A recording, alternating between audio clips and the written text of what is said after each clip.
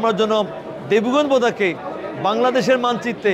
একটি উন্নয়নশীল এবং একটি মানবিক এবং আমরা যেন উন্নত কর্মসূচি তৈরি করতে পারি সেজন্য আমি আপ্রাণ চেষ্টা করব। আজকের এই প্রাণবন্ধ মতবিনিময় সভায় আমাদের দেবীগঞ্জ বোদার পেশাজীবী সহ আমাদের বিভিন্ন শিক্ষা প্রতিষ্ঠান বিশ্ববিদ্যালয়ের ছাত্রদের উপস্থিত ছিল। তারা আমাদের দেবীগঞ্জের যুক্তরাষ্ট্রের ১ নম্বর জিম চেইন গোল্ড জিম এখন আবারও বাংলাদেশে বসুন্ধরা আবাসিক এলাকা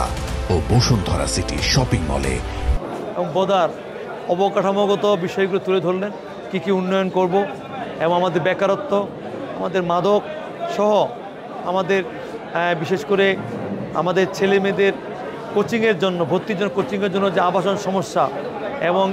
বিভিন্ন বিশেষ করে ঈদের সময় যে ঢাকা থেকে দেবীগঞ্জ বা বোদা যাওয়ার ক্ষেত্রে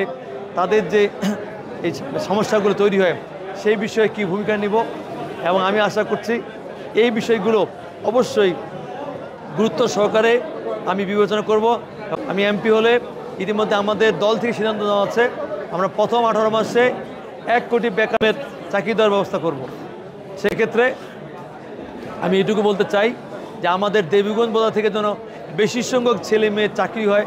অবশ্যই আমি তার ব্যবস্থা নিব এবং আমাদের বিশেষ করে আমাদের নারীদের ক্ষেত্রে, আমাদের ছেলে মেয়েদের ক্ষেত্রে, শিক্ষার ক্ষেত্রে, স্বাস্থ্য ক্ষেত্রে আমাদের অনেকগুলো পরিকল্পনা আছে আমাদের দলে ভারপ্রাপ্ত চেয়ারম্যান যেগুলো নিয়েছেন, সেইগুলো ইনশাল্লাহ আমি বাস্তবায়ন করব এবং আমার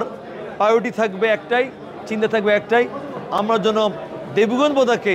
বাংলাদেশের মানচিত্রে একটি উন্নয়নশীল এবং একটি মানবিক এবং আমরা যেন উন্নত কর্মসূচি তৈরি করতে পারি সেজন্য আমি আপ্রাণ চেষ্টা করব। আমি আজকের এই মতবিনিময় সভায় আমাদের প্রায় কয়েকশো আমাদের মানুষের যে সমাগম, আমি সবাইকে ধন্যবাদ কৃতজ্ঞতা জানাচ্ছি। তাদের এই যে সারা, তাদের যে এই যে আমার প্রতি তাদের যে বিশ্বাস, আমি যেন তাদের এই বিশ্বাস, তাদের এই যে আমাদের প্রতি আস্থা সেটা ধরে রাখতে পারি এবং সেটা বাস্তবায়ন করার জন্য আমি আপ্রাণ চেষ্টা করব।